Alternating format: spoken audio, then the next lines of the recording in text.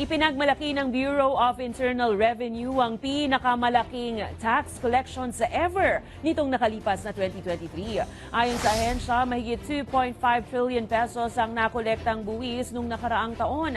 Halos 8% na mas mataas kaysa noong 2022. Bunsod raw ito ng mas maayos na sistema ng koleksyon na karamihan ay ISO certified na. Tiniyak rin ng BIR na patuloy nilang pagbubutihin ang kanilang proseso para maabot ang target sa susunod na taon, habang nagpa-thank you rin ito sa mga taxpayers dahil sa kanilang kontribusyon sa pagunlad ng bansa.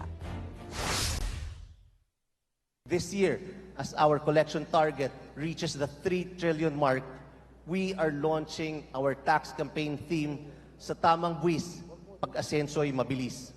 A timely emphasis on the fact that if all taxpayers paid the correct taxes due, then our progress is assured.